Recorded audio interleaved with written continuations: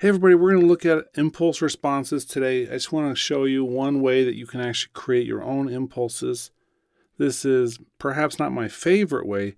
Using the actual impulse response utility is my favorite, but sometimes you don't have all of the right tools for that, and so you can use balloons or a starter pistol to actually create impulses in spaces.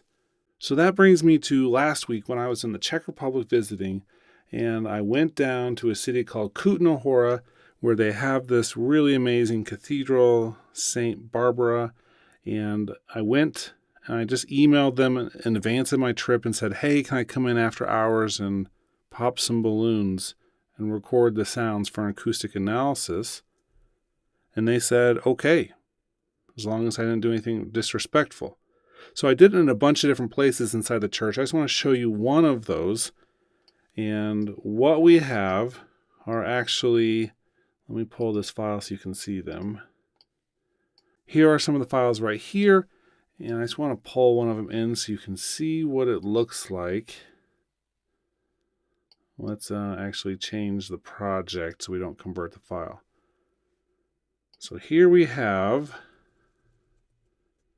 I've already started editing them. I just simply went to the beginning of the file. This one hasn't been fully edited, as you can see. But you go to the beginning of the file, and you cut it there, and then you go to the end. Oh, maybe it has. Let's see. Oh, yeah, since there was a little bit of there. Now, we could trim this initial part down to when it really starts, but that's part of it right there. And so then it just trails out into the cathedral.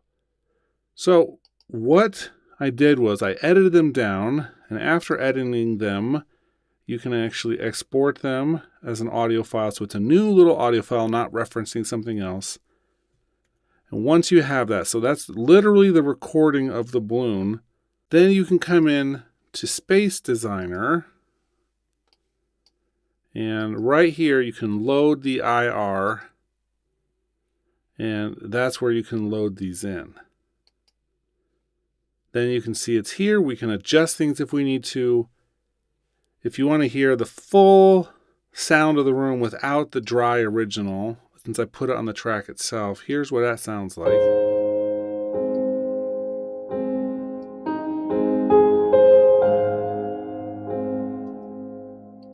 To give you context, here's the piano originally.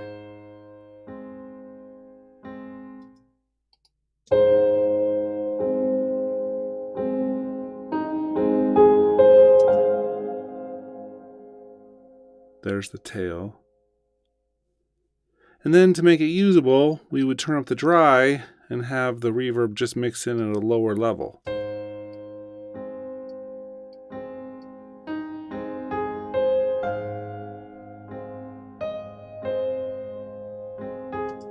Then the trick is to actually, when you're popping the balloons and recording them, I use a Zoom recorder, which is a stereo recorder. But the trick then is to have that popping take place in a certain way and find the right locations for it. In this case, this one here is right in the front altar, and then the microphone they're back inside the audience a little bit.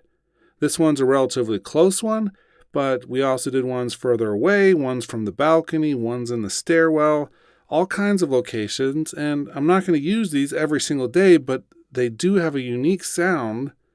And it's really interesting to be able to have created them myself and be a part of that process of knowing where the original location was.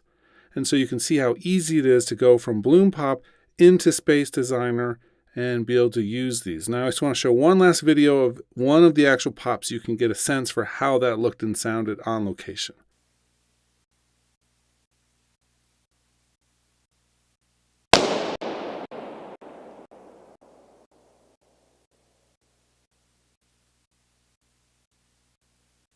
Okay, so I hope you enjoyed this little clip showing that. I hope that this may inspire you to go out and make some of your own. If you're interested in learning more about the actual process, then let me know and we can communicate back and forth.